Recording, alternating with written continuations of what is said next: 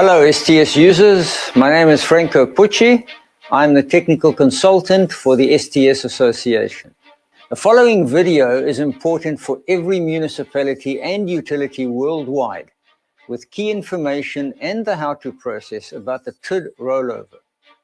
This is a critical event that will take place on the fixed date of the 24th of November 2024.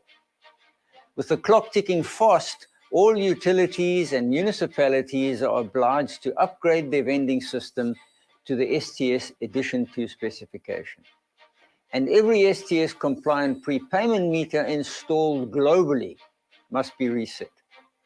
This process involves resetting the memory and the key of each prepayment meter before the 24th of November 2024.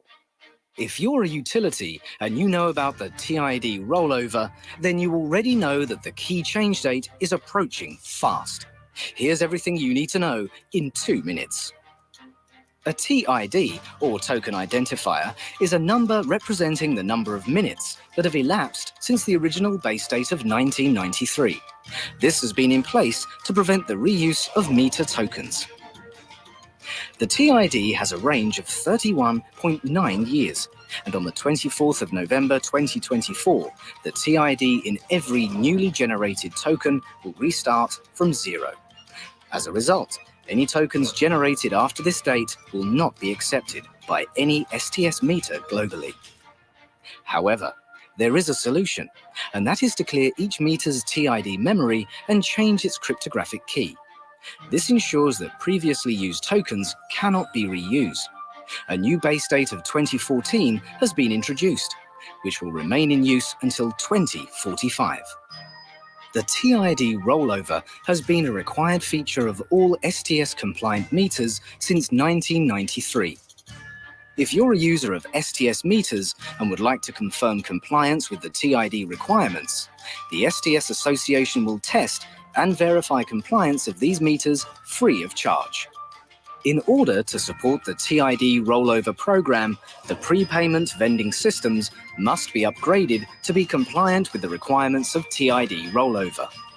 The proposed implementation of the TID key change program is to demarcate meters into manageable groups, which allows the key changes to be performed one group at a time. We recommend that each utility develop a clear communication strategy that informs their consumers about the project. The implementation should include the following steps. Option 1. You can issue key change tokens to consumers when they buy credit. The consumer simply enters the key change tokens before entering the credit token.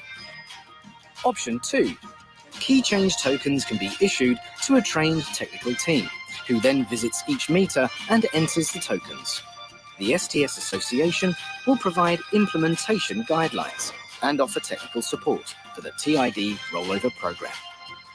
The benefits of the STS Association's latest Edition 2 specifications include improved security for the utility's prepayment vending system and improved cryptographic keys, all of which ensures that STS remains a simple, trusted, and secure prepayment solution for utilities worldwide. We urge every municipality and utility to get rolling. The time is now. The STS Association is offering free meter compliance testing to assist stakeholders to ascertain if their meters are ready for the TID rollover. Please visit the dedicated TID rollover website at www.tidrollover.com for more information. Thank you.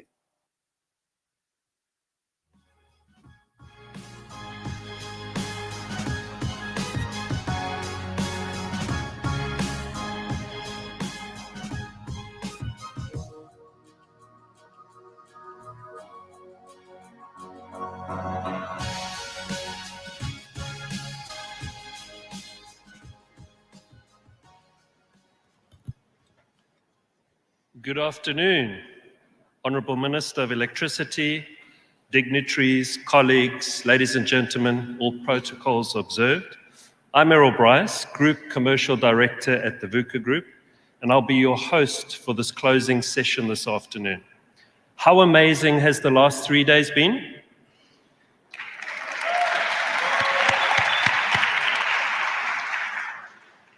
I hope that you've enjoyed the valuable discussions, connections, and presentations over the last few days here at Inlet Africa. There have been representatives from a number of utilities across Africa, as well as municipalities, government agencies, both local and national, international attendees and pavilions, and local partners, just to name a few in attendance. Ladies and gentlemen, Africa faces significant energy challenges, with many people lacking access to reliable and affordable energy sources. The situation has far-reaching consequences for economic development, health, education, and the environment. The human impact of this energy deficiency is profound, and it fuels our passion as VUCA to create that change. Through innovation, collaboration, and investment, we can build a more sustainable and equitable energy future for Africa. These reasons are why we are dedicated to bring together every element of the energy industry to tackle changes head-on and to create a better future. As organizers, we would like to thank you for your enthusiastic participation over the last 3 days. In order to end the event off in a high note, we have 2 engaging speakers, and following that, our acclaimed stand awards. Please do stay for that, and that follows by our drinks reception. So without further ado, we're very pleased to introduce and welcome to the stage Honorable Minister Ramakgopa, Minister of Electricity, for the closing remarks. Minister, please.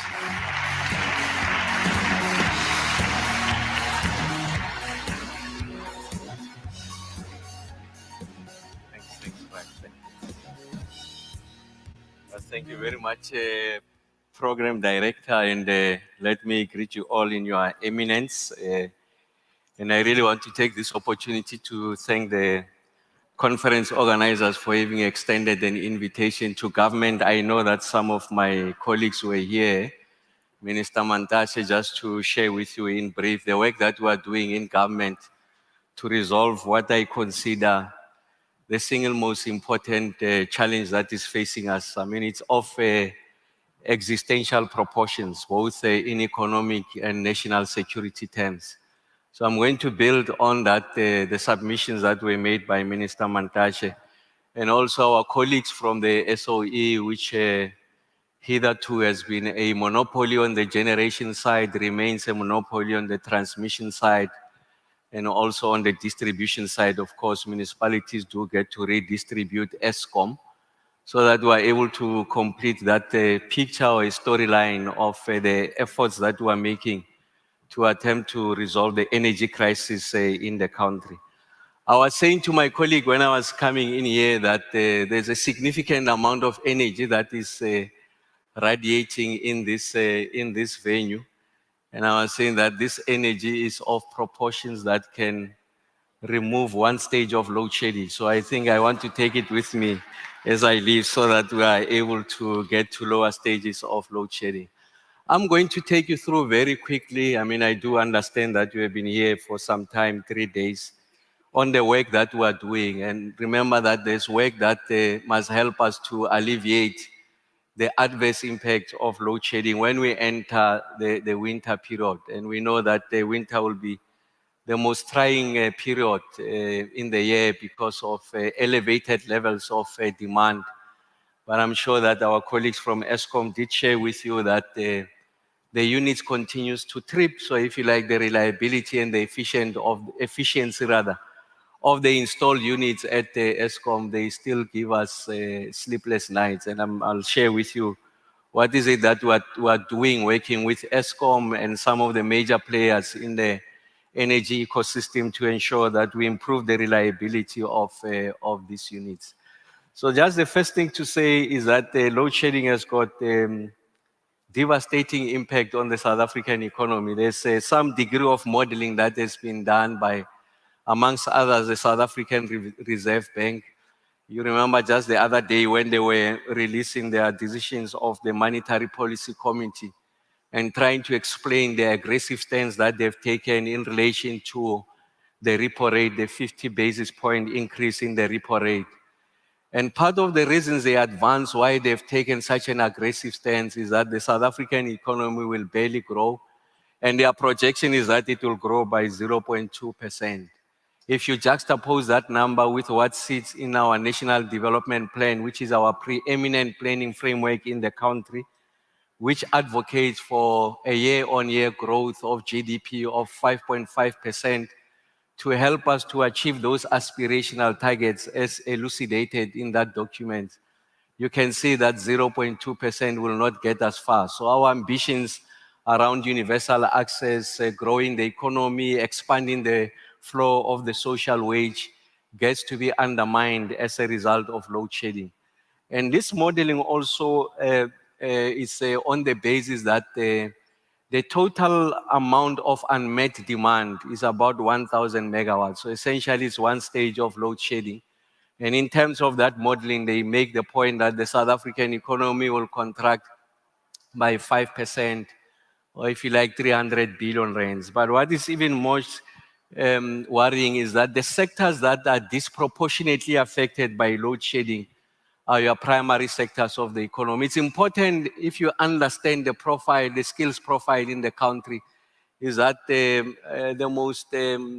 quickest way of absorbing if you like, the supply side in relation to labor is to ensure that we are able to increase the share of the primary sector in employment creation because of their significantly high employment absorption capacity, but also because the kind of skills or lack of skills available in the South African economy such that there will be a higher participation rate in the primary sectors of the economy. So you can see that agriculture, fisheries, and mining are the ones that are disproportionately affected. Just the other day, I was sitting with the producers in the country, the big, small, and medium-scale producers in the country. They were telling me that if you look at the revenue profile of the agricultural sector, is that 23% of their revenue comes from production activities that require the availability of electricity. Of course, it must be reliable, and also it must be of good quality. And of course, if they don't receive that, they have to incur a significant amount of upfront capital costs to buy generators, and they also incur a significant amount of operational costs. And some of them were saying they have to spend close to 200,000 rands per month just on operating this diesel. And then they have to pass on that cost to the end consumer. And if you look at what the poor spends as a percentage of their income on the basic basket of food, is that that share is disproportionate compared to the middle class and the rich.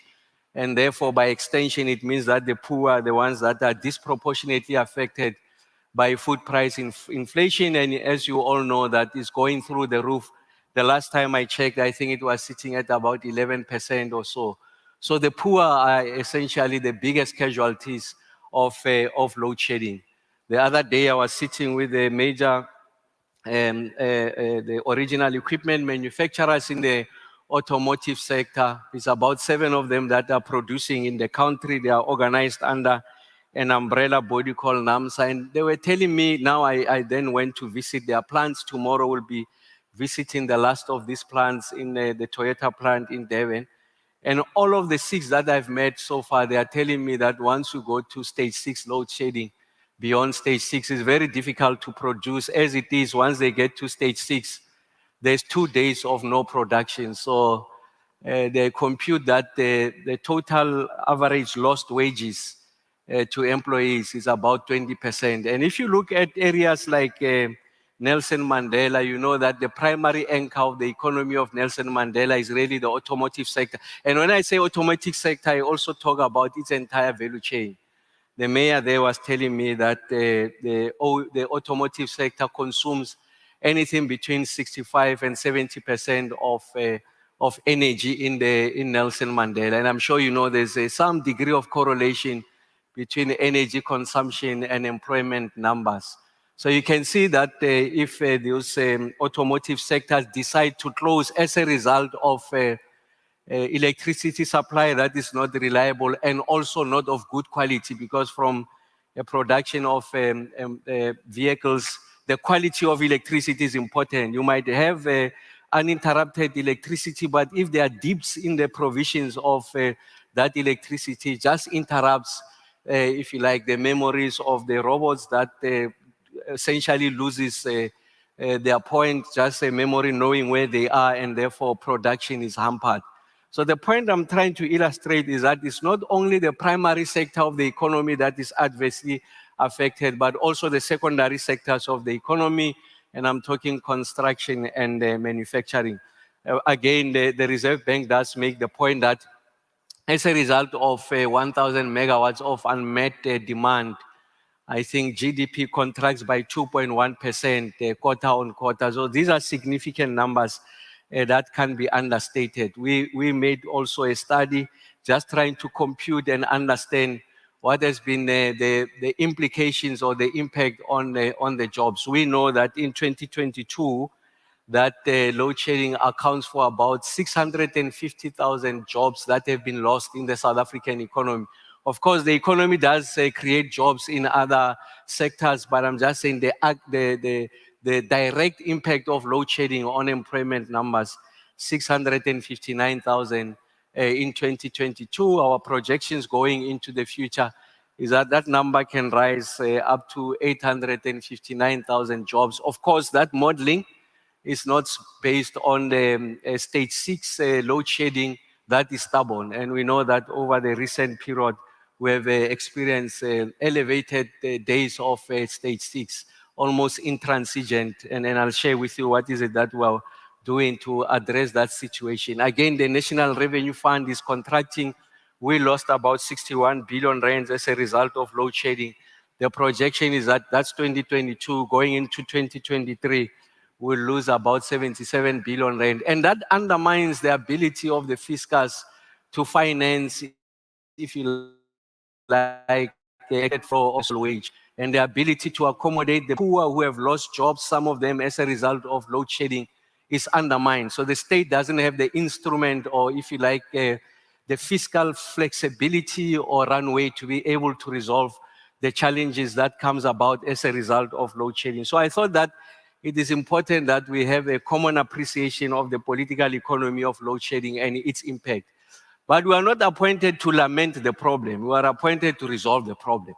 So I thought that I must just map what the problem is so that you have an appreciation of the dimension and the proportions of the interventions must be commensurate to our understanding of the problem statement. So the problem statement, in short, is that load shedding has got the capability of crippling the South African economy and undermining the progression of this democracy of what we term the rainbow nation. Someone was saying it's no more rainbow because we don't have rainbow colors in the dark. We'll resolve that problem as we proceed. So what are we doing? I thought this is an important part because I get to be asked the question all the time, so what is your plan? No, we're not introducing a new plan. The president unveiled what he called the Energy Action Plan last year in 2022.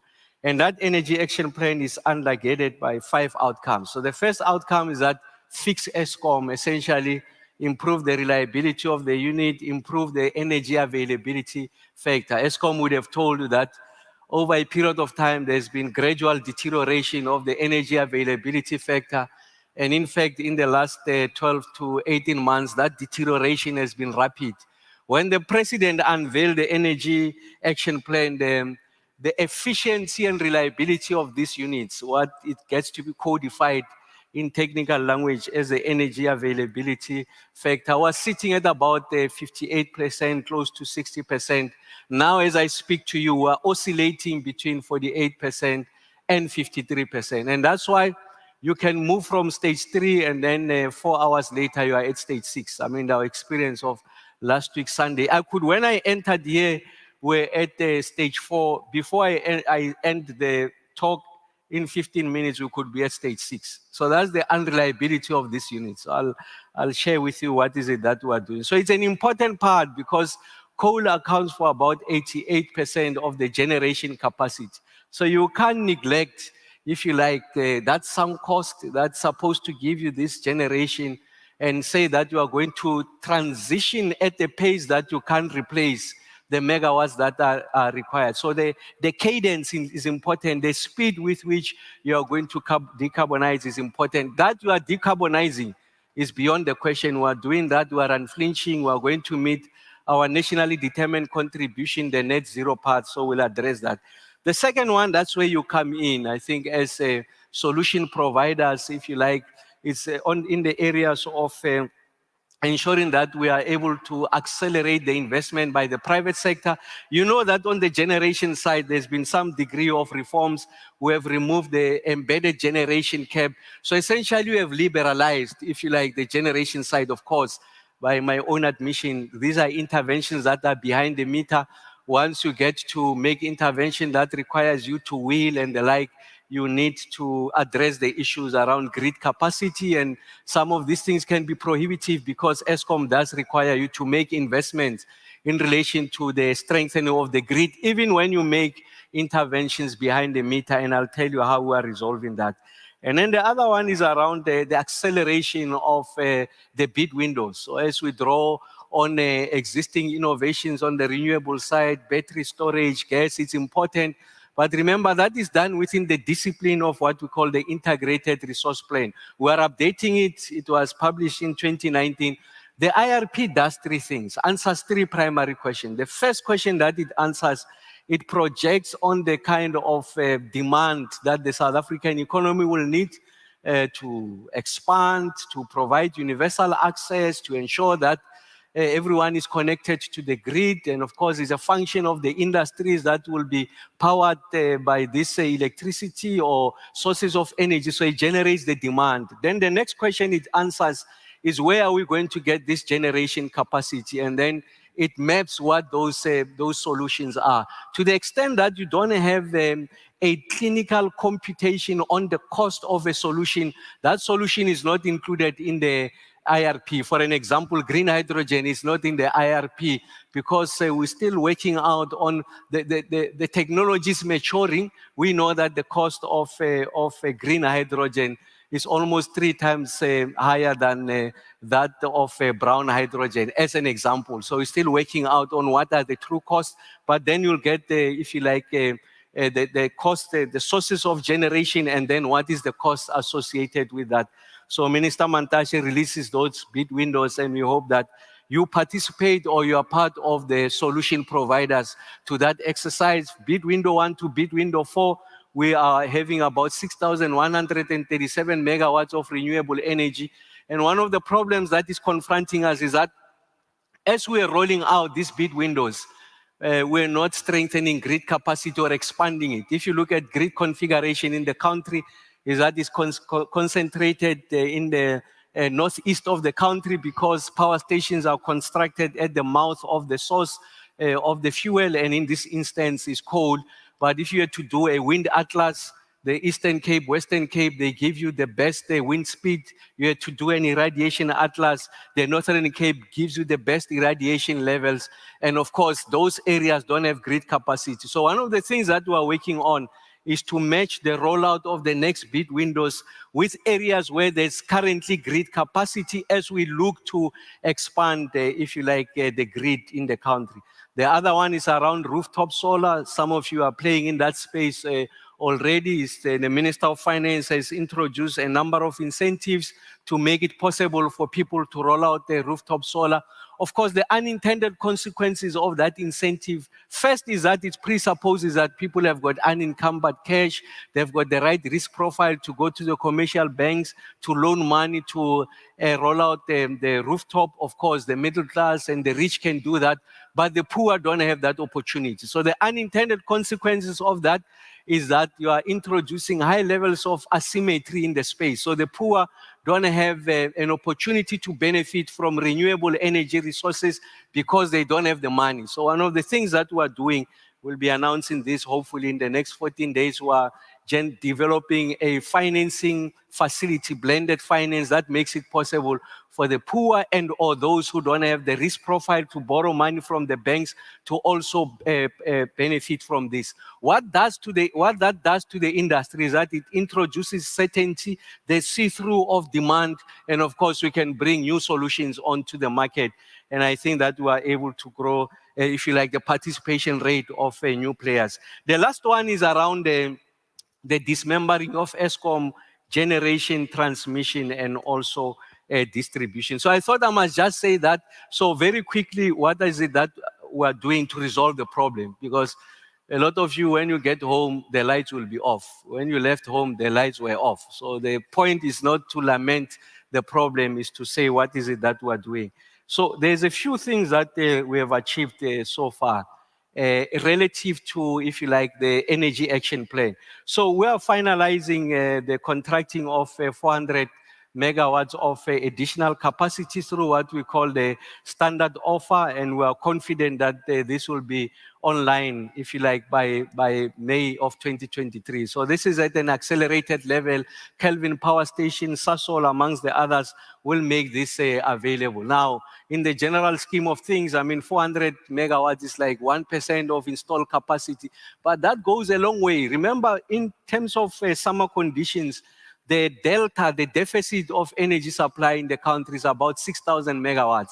Of course, at any given time, Eskom, on average, over the past 3 months, it guarantees you about 26,000 megawatts. Winter, summer condition peak, we get to about 32,000 megawatts. And winter, we can go, the historic peak was 37,000 megawatts, but Eskom is working on an assumption of 34,000 megawatts. So you can see that winter, summer condition, short of 6,000 megawatts. Winter condition, if you use the uppercase, 37,000 megawatts, assuming that Eskom generates on average 26,000 megawatts, is 11,000 megawatts. So you must close that gap. We close that gap through exploiting, if you like, the peaking plants, and I'll tell you what is it that we are doing for purposes of winter to ensure that we don't go to elevated levels of load shedding. But in the meantime, every single megawatt that we can lay our hands on, we are going to pursue that megawatt. So that's what we are doing. Minister Mantashe did say that we are accelerating bid window to ensure that we go 5,000 megawatts of wind and PV.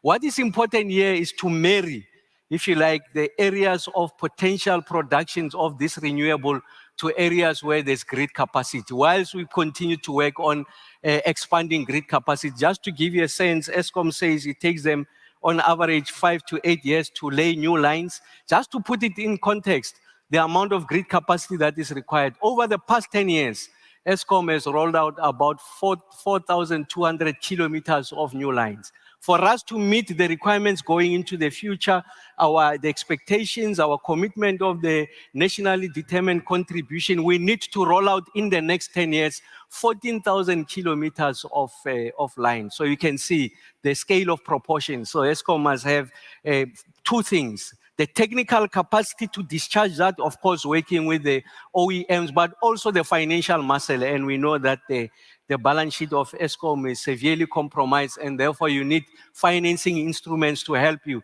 to accelerate the expansion of the grid. And then we'll also do emergency generation program. So it's inevitable we are going to go to Powership program. So essentially, generation mounted on the ships, it takes them on average, as they put it, about 3 months to get it on stream. We have to get it to get those things on stream as quick as possible.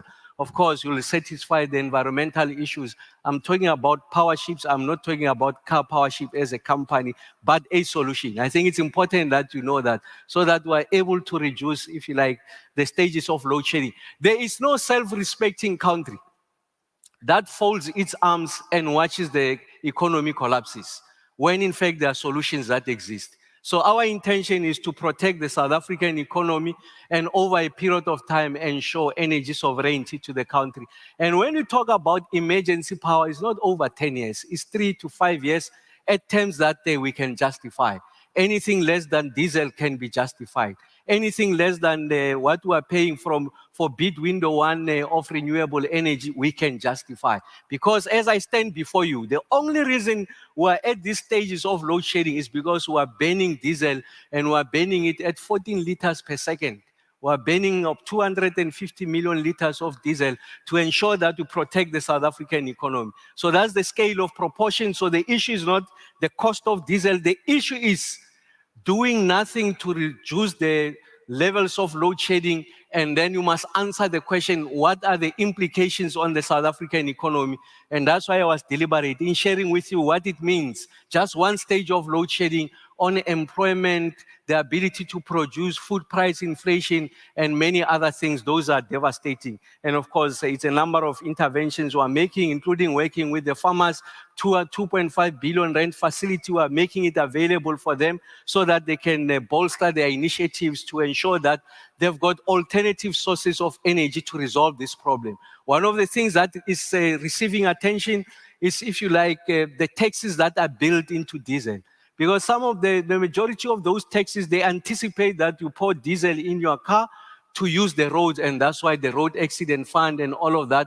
But we know that the people and industry are using diesel not to drive the cars on the road, but to power their businesses, because the state has failed in its obligation to deliver reliable and quality electricity, and therefore you can't penalize them, because it could amount to a windfall tax. So it's important that the state must consider other options, including the possibility of rebates, because it's our failure to provide that energy that has made it this inordinate costs associated with operations. If you don't do that, the poor will suffer for reasons that I've stated above.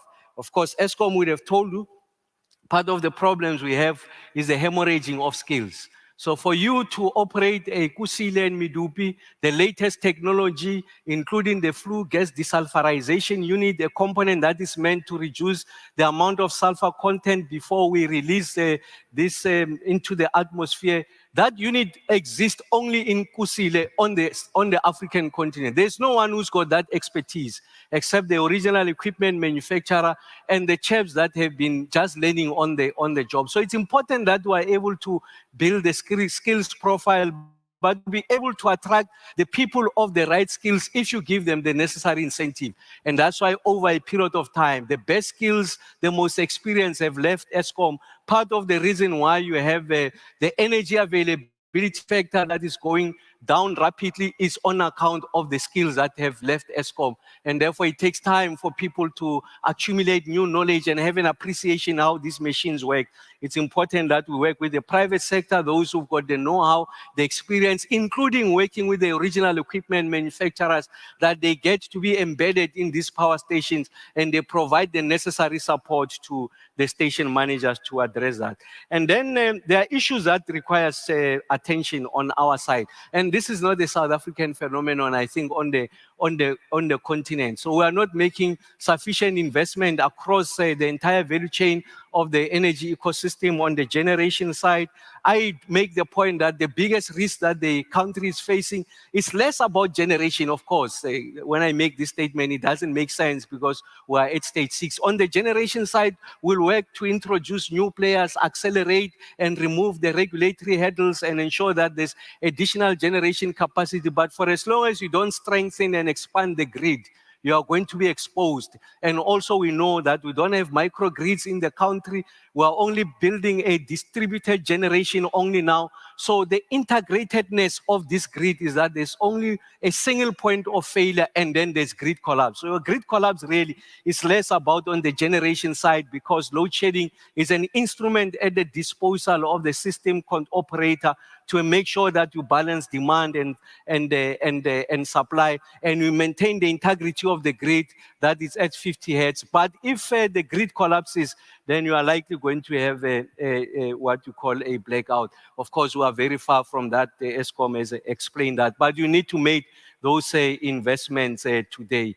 And then there are issues, like I said, transmission and distribution losses. Municipalities are under-investing on average by 2.1 billion rands per annum. And over a period of time, that has accumulated to about 30 billion rands. I mean, when you see some of the failures, extended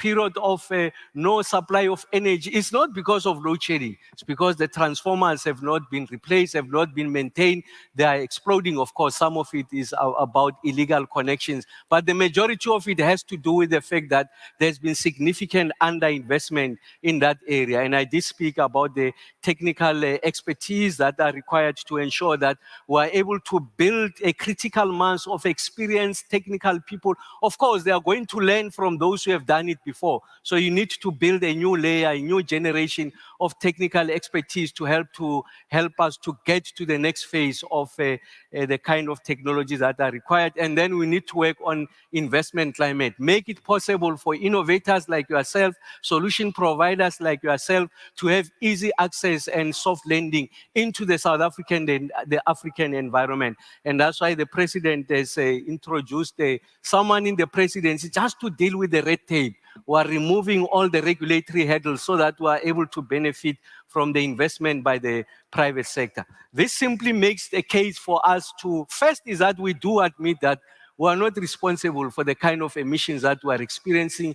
The industrialized North is responsible for the levels of emissions that we've been experiencing, resulting in climate catastrophes. And the people who are penalized the most are those in poor countries, developing countries. The floods that we see, the drought that we see, it's concentrated in those areas, and yet we are not responsible for this. I mean, the developing countries, just 4% of the emission levels. And that's why we make a case that there has to be equal but differentiated responsibilities. And the context of the JET IP, the just in the JET IP must resolve those questions, including the concessional component of that financing, to make it possible for us to address the issues of generation, grid, and distribution. Really, that's the point that we are making.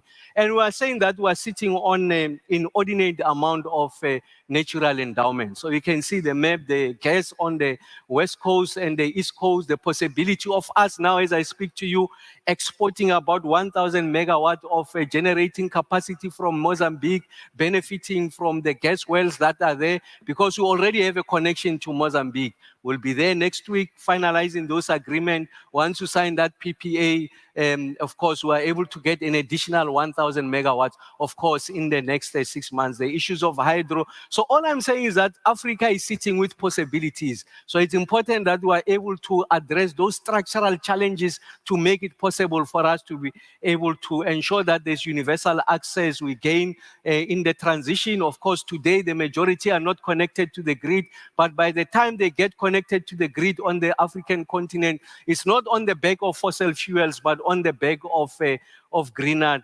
technologies. These are some of the challenges that are going to confront us as we roll out that rooftop solar. One of the biggest problems we are going to have is the fact that now you've got distributed generation. And the person who's sitting at the control center at Eskom does not have visibility of generation. Imagine all rooftops of major properties in the country. Just the other day, we're sitting with the South African Property Owners Association. They were telling us that they've got 100 million square meters of rooftop space, and that if you had to mount a PV on just 50% of that, in terms of their modeling, we can yield about 9.5 gigawatts. But the system operator must have visibility of where this generation is going to come from. Because of its intermittent nature, you don't want to compromise the integrity of the grid by going outside the 50 hertz.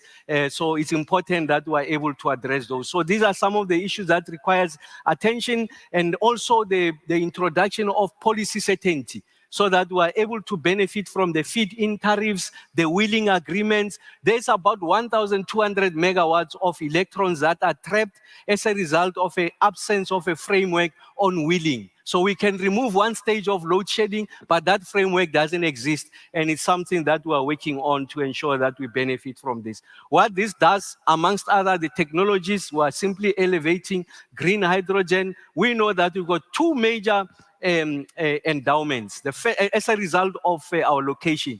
The first one is that we know between ourselves and Zimbabwe, we are sitting on known deposit, 90% of all known deposit in the world of the platinum group of metals. And those are the inputs that goes into electrolyzers as we dismember, if you like, hydrogen into its constituent elements. The second one, we've got a significant amount of real estate in the Northern Cape, the least populated, the biggest land mass, the irradiation levels are higher, and that's why we've got that opportunity. So all we are saying is that begin to explore these opportunities now. On the continent ourselves and Namibia, we're developing a corridor, of course, working Northern Cape, Western Cape, going into Namibia, so that we don't compete. So we think our view is that the cake is too big, so collaboration, cooperation will be key. Mauritania, Egypt, and Morocco. Of course, Egypt and Morocco, they will beat us because of they are closer to the market. They are closer to Europe as opposed to us. So there's some degree of efficiencies that we need to build ourselves.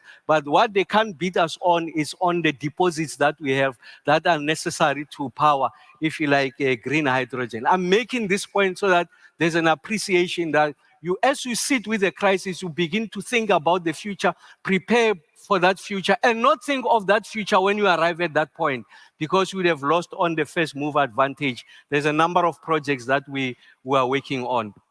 We have been working on embedded generation, the point I was making earlier on. We have seen significant amount of investments in the South African economy, about 209 billion rands. I mean, if you go to the mining sector, they've got about 9 gigawatts of a project pipeline. And the energy-intensive users put together, they've got 13 gigawatts of a project pipeline. We just need to resolve the issues of wheeling, the issues of behind-the-meter intervention, the strengthening of the grid, so that someone must take the responsibility outside these energy-intensive users, so that we're able to benefit from that pipeline. So I'm trying to illustrate that there's work that we're doing, and we're already beginning to see the fruits of this investment from the employment point of view, 60,000 jobs that have been created, and we have reduced the emission levels. We're looking at other innovations with regards to the financing.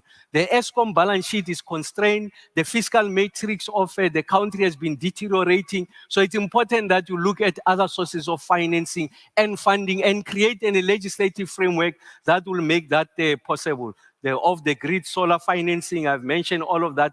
The point I'm making is that we're looking at the multiplicity of financing facilities that will make it possible for you as innovators, solution providers, to be able to access that big liquidity that is directed at ESG project and also at the greening of the economies across the globe, but in this instance in South Africa, and also how we are going to finance grid expansion and grid strengthening. I did say, although that National Treasury has provided fiscal support, 254 billion rand, that's not sufficient. Eskom needs, in their own computation, about 210 billion rands to expand and strengthen grid capacity. So we must look at those solutions, including the technical solutions on the speed and agility of rollout of these things. On the demand side interventions, we have done a computation. So the quickest way of addressing load shedding, in addition to improving, if you like, the performance of the coal-fired power station, that's the one intervention. The other intervention we're making, I did say earlier on, we are banning diesel to ensure that we are at lower stages of load shedding. And I told you the proportions of money that is associated with that.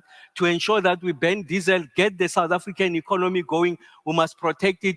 The third intervention that we're making is around the demand side intervention. A lot of you are solution providers. We're introducing a facility to help the poor and everyone to access your gadget. We mount them on the DB box, on the electric geysers, so that we can remotely, if you like, switch off these geysers. The study that we have done working with DMRE suggests that households consume about 16.5% of installed capacity. At peak, they consume about 35% of that peak demand.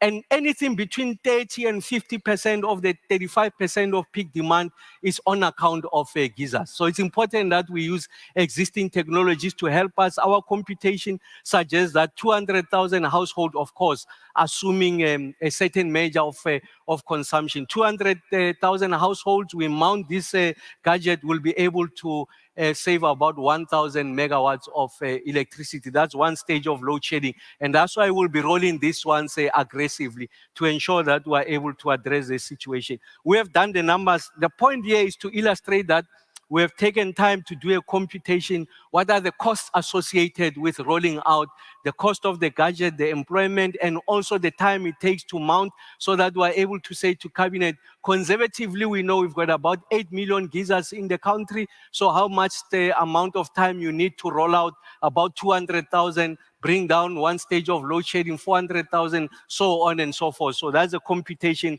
that we have done, and the need for us to be very aggressive in the media campaign. I always do this exercise as I conclude, just to illustrate the power of this demand side management. How many of you have switched off your geysers before you left home?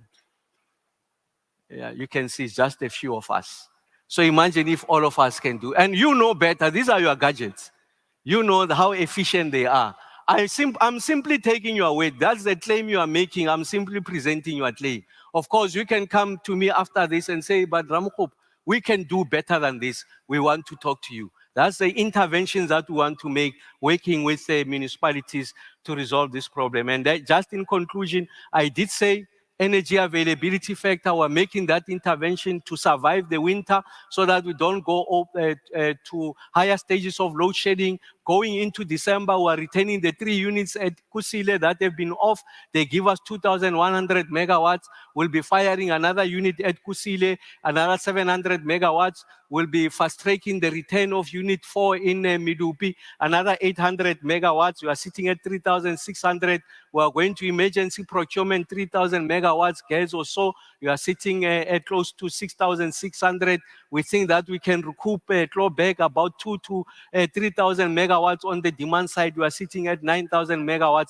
And then it's also those bid windows. And we think that will be out of load shedding. But we just need to survive this winter because some of these interventions will not bear fruits immediately. Grid stability, I've spoken ad nauseum about that. They need to invest, think about innovative financing solution, match where generation of renewables is with where there's existing grid capacity so that we are able to evacuate the electrons and the integration of renewable energy, the system operator to have a see-through as we do feed-in tariffs. Vietnam was faced with the problems that we are faced with now, similar problem. Over a period of 12 months, they were able to get an additional 9 gigawatts of capacity.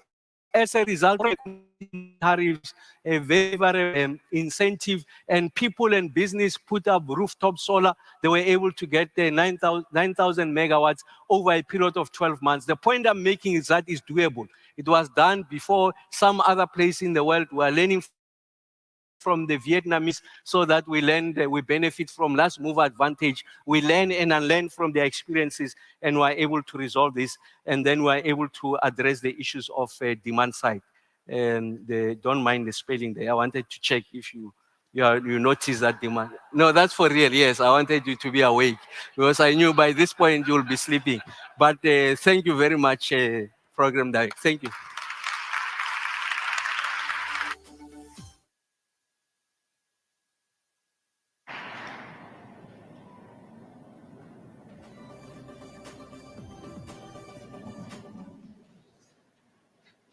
Ladies and gentlemen, please another round of applause for Minister Ramokgopa.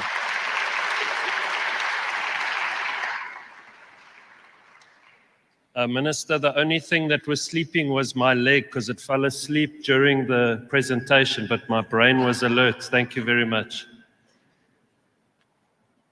The Minister has to leave for